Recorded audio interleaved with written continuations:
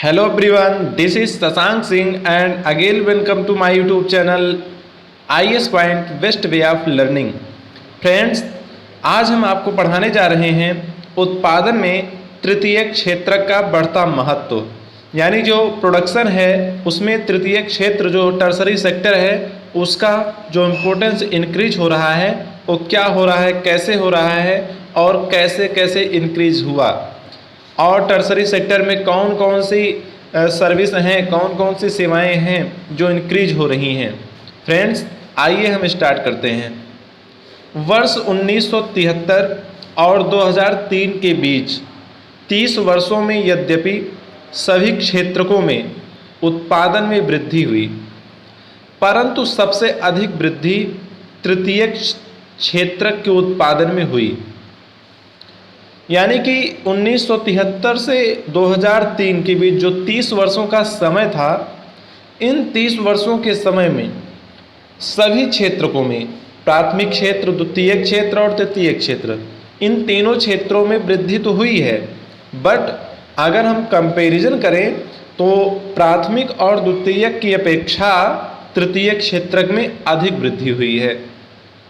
क्योंकि प्राथमिक और द्वितीय क्या है कि माल जो आता है कच्चा माल प्राथमिक क्षेत्र से उसको प्रोड्यूस करता है, मैन्युफैक्चर करता है, लेकिन बाजार तक पहुंचाने का काम, लोगों तक पहुंचाने का काम टर्सरी सेक्टर यानी तृतीय क्षेत्र ही करता है, यानी डिलीवरी करने का काम तृतीय क्षेत्र ही करता है। परिणामतः वर्ष 2003 में भारत में प्राथमिक क्षेत्र को प्रतिस्थापित करते हुए तृतीय क्षेत्र सबसे बड़े उत्पादक क्षेत्र के रूप में उभरा। यानी कि प्राथमिक क्षेत्र को प्रतिस्थापित तो हो गया कि बिना प्राथमिक क्षेत्र के द्वितीय क्षेत्र चल नहीं सकता है, लेकिन अगर हम द्वितीय क्षेत्र से आगे जब बढ़ते हैं तो वहाँ ये भी परिलक्षित होता है कि बिना तृतीय क्षेत्र के जो द्वितीय क्षेत्र में माल प्रोड्यूस हुआ है, मैन्युफैक्चर हुआ है वस्तुएं, वो लोगों तक नहीं पहुंचेंगी और उसका कोई बेनिफिट नहीं निकलेगा। तो वी कैन से कि every sector is depend on each to each other, यानी कि हम ये कह सकते हैं कि तीनों सेक्टर जो है ना ये एक दूसरे पर डिपेंड है। भारत में तृतीय क्षेत्र कितना महत्वपूर्ण क्यों हो गया, इसके कई कारण हो सकते हैं। आइए देखते हैं प्रथम कारण क्या है। किसी भी देश में अनेक सेवाओं जैसे अस्पताल, शैक्षिक संस्थाएं, डाक एवं तार सेवा, थाना कचहरी, ग्रामीण प्रशासनिक कार्यालय, नगर निगम, रक्षा, परिवहन, बैंक, बीमा कंपनी इत्यादि की आवश्यकता है।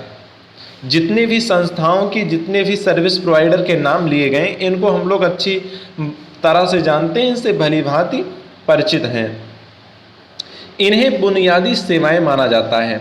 अब जैसे गवर्नमेंट के जो भी फॉर्म्स वगैरह निकलते हैं या एक लेटर को दूसरे स्थान तक हमको भेजना होता है या कुछ भी भेजना होता है तो हम डाक सेवा का यूज करते हैं। अस्पताल में हम जाते हैं जब कोई बीमार होता है तो उसका इलाज कराने, तो वहाँ भी सेवा मिल रही है हमको, यानी डॉक्टर हमको सर्विस प्रोवाइड करा रहा है, हॉस्पिटल हमको सर्विस दे रहा है। शैक्षिक संस्थाओं में क्या हुआ कि हम जाते हैं वहाँ शिक्षा ग्रहण करने के लिए, तो वहाँ एक ज्ञान के रूप में, शिक्षा के रूप में हमको सेवा मिल रही है। थाना हुआ, पुलिस आम जनता की, पब्लिक की रक्षा सुरक्षा के लिए ही नियुक्त की जाती है। कचहरी हुआ, यानी कि जितनी भी संस्थाओं के नाम लिए गए ये सब बेसिकली बुनियादी आवश्यकताएं हैं पब्लिक की, और इनका मुख्य कार्य क्या है कि पब्लिक को सर्विस प्रोवाइड कराना। किसी विकासशील देश में इन सेवाओं के प्रबंधन की जिम्मेदारी सरकार उठाती है। जो विकासशील देश हैं, यानी जैसे अभी अपना इंडिया जो है ये विकासशील ही देश है, तो इस सब का जो मैनेजमेंट है वह सरकार ही निर्वहन करती है। द्वितीयक तो समझ में आ गया ना कि तृतीय क्षेत्र कैसे इंक्रीज हुआ और कैसे, क्योंकि हॉस्पिटल की डिमांड दिनों दिन बढ़ती जा रही है, एजुकेशन की डिमांड बढ़ती जा रही है, और डाक सेवा भी बढ़ रहा है, बैंकिंग सेवा, हर एक आदमी बैंक आने जाने लगा है, सबके अकाउंट हो गए हैं, यानी कि टर्सरी सेक्टर भी इंक्रीज होने लगा है। और प्राइमरी एंड सेकेंडरी सेक्टर की रेदर देन अगर देखा जाए तो टर्सरी सेक्टर बहुत अधिक इन्हेंस हुआ है। द्वितीय, अब पहला कारण तो था, और दूसरा कारण क्या है? कृषि एवं उद्योग के विकास से परिवहन, व्यापार, भंडारण जैसी सेवाओं का विकास होता है। जैसे कृषि, जब से हरित क्रांति आई, औद्योगिक क्रांति आई, देखिए कृषि का उत्पादन अधिक होने लगा, और जितना उत्पादन हो रहा है किसान अपनी आवश्यकता के अनुसार रख लेता है, बाकी मार्केट में विक्रय कर देता है। भंडारण जैसी सेवाओं का विकास हो, जब अधिक उत्पादन होगा तो उसको स्टोर करने के लिए, भंडारण गृह बनाने के लिए फिर हमको भंडारण गृह का निर्माण करना पड़ेगा, कंस्ट्रक्शन होगा, तो ये भी क्या है? सेवा ही तो हम दे रहे हैं। प्राथमिक और द्वितीयक क्षेत्र का विकास जितना अधिक होगा, ऐसी सेवाओं की मांग उतनी ही अधिक होगी। यानी कि जितना ज़्यादा प्राथमिक और द्वितीयक क्षेत्र बढ़ेगा, उसका डबल अपना तृतीयक क्षेत्र बढ़ता जाएगा, क्योंकि प्राथमिक क्षेत्र का काम है कि द्वितीयक क्षेत्र के लिए माल प्रोवाइड कराना, कच्चा माल हुआ, खनिज हुआ, ये सब देना, और द्वितीयक क्षेत्र का काम है उसको प्रोड्यूस करना, मैन्युफैक्चर करना। मैन्युफैक्चर करने के लिए वो कारखाने लगाएगा ही, तो कारखाने के द्वारा भी तो हम सेवा प्रदान कर रहे हैं, क्योंकि वहाँ से हम कुछ बना के भेज रहे हैं, बेच रहे हैं, तो ये सेवा ही हुआ। तीसरा कारण क्या है? जैसे जैसे आय बढ़ती है, कुछ लोग अन्य कई सेवाओं जैसे रेस्तरां, पर्यटन, शॉपिंग मॉल, निजी अस्पताल, निजी विद्यालय, व्यावसायिक प्रशिक्षण इत्यादि की मांग शुरू करते हैं। अब जैसे जैसे लोगों की आमदनी बढ़ती है तो लोग बिजनेस करना चाहते हैं, तो उस बिजनेस के माध्यम से भी तो लोगों को सेवाएं प्रोवाइड कराएं। जैसे रेस्तरां हो गया, जिसको हम लोग कहते हैं रेस्टोरेंट, होटल, तो इसमें क्या होता है कि जो होटल खोलता है, रेस्टोरेंट खोलता है, वो यही तो करता है कि खाना बनाता है, या और जितनी भी सेवाएं हुआ, मैरिज लॉन हुआ, ये सब जो भी प्रोवाइड कराता है तो सेवा ही। मान लो किसी को भूख लगी तो बोलता है चलो होटल में ही खा लेते हैं, रेस्तरां में ही खा लेते हैं, तो एक प्रकार से ये भी सर्विस प्रोवाइडर ही हुआ। अब कोई निजी अस्पताल बनाने लगता है, कोई निजी विद्यालय खोलने लगता है कि अब हम शिक्षा लोगों को प्रोवाइड करेंगे, अब हम लोगों को इलाज प्रोवाइड कराएंगे। तो ये कब होगा? जब हमारी जो इनकम है, जो आय है, ये इंक्रीज होगी। और इंक्रीज कैसे होगी? जब प्राथमिक और द्वितीयक क्षेत्र में वृद्धि होगी तो नेचुरली है कि अपने तृतीयक क्षेत्र में भी वृद्धि होगी। चौथा कारण क्या है? विगत दशकों में सूचना और संचार प्रौद्योगिकी पर आधारित कुछ नवीन सेवाएं महत्वपूर्ण एवं अपरिहार्य हो गई हैं। जैसे देखिए, इस समय टेलीकॉम सेक्टर में अगर देखें, टेलीकॉम एंड कम्युनिकेशन सेक्टर बहुत तेज़ी से बढ़ रहा है। हर एक आदमी, हर एक व्यक्ति के पास आज फ़ोन है, मोबाइल फ़ोन है। तो मोबाइल फ़ोन में ये जो सूचनाओं का आदान प्रदान हो रहा है, जो संचार हो रहा है, ये भी तो एक सेवा ही हुआ। अब जैसे कोई जो भी जिस कंपनी का सिम लिया है तो वो अपनी सेवा वो कंपनी प्रोवाइड कर रहे हैं, मोबाइल जिसने जिस कंपनी का लिया है, मोबाइल की कंपनी अपनी सर्विस प्रोवाइड करा रही हैं। तो विगत दशकों से अगर एक कंपैरिजन किया जाए तो काफ़ी वृद्धि हुई है टेलीकॉम एंड कम्युनिकेशन सेक्टर में। तो आज का समय क्या है कि ये लोगों की बुनियादी आवश्यकता बन चुका है। पूरा आदमी, पूरा समाज आज टेलीकॉम एंड कम्युनिकेशन सेक्टर पे डिपेंड हो रहा है। इन सेवाओं के उत्पादन में तीव्र वृद्धि हुई है।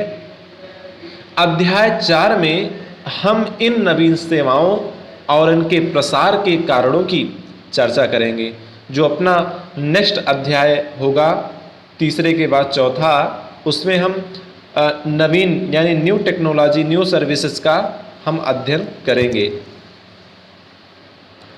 अंततः आपको याद रखना चाहिए कि सेवा क्षेत्र की सभी सेवाओं में समान रूप से समृद्धि नहीं हो रही है। अगर हम ये कहें कि जो भी सर्विस प्रोवाइडर हैं, सर्विस सेक्टर हैं, उनमें अगर इक्वलिटी है यानी इक्वल रूप से वृद्धि हो रही है, तो नहीं हो रही है।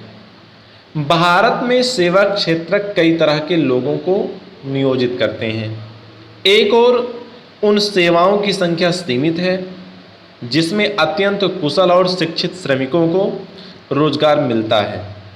दूसरी ओर बहुत अधिक संख्या में लोग छोटी दुकानों, मरम्मत कार्यों, परिवहन जैसी सेवाओं में लगे हुए हैं।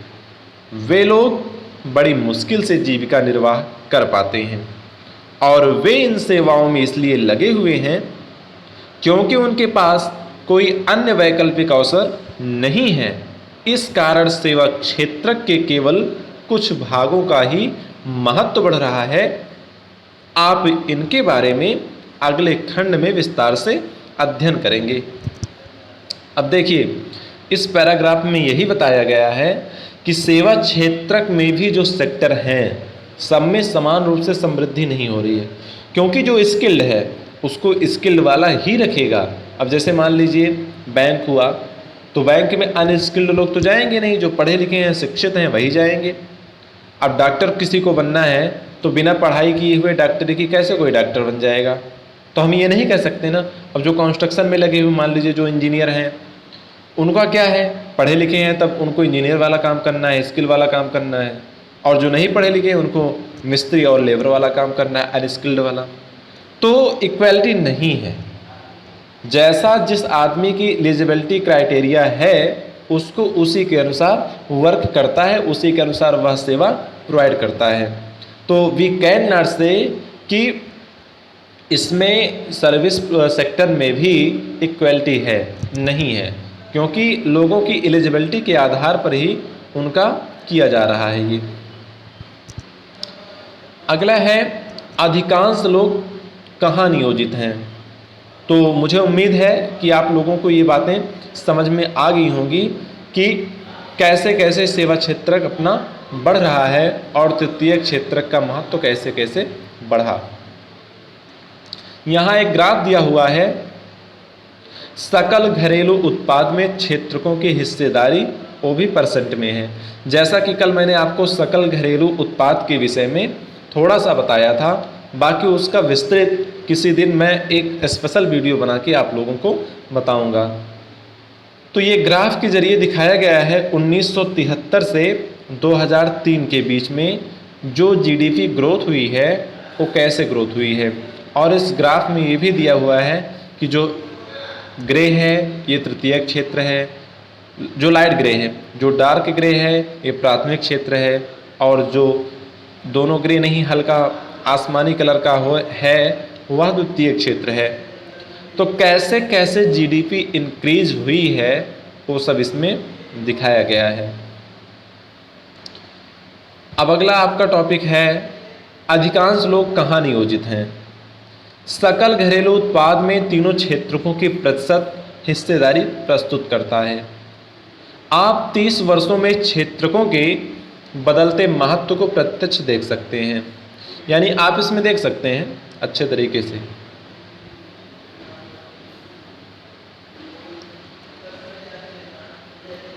प्राथमिक क्षेत्रक से रोजगार का ऐसा ही क्षेत्रक स्थानांतरण क्यों नहीं हुआ?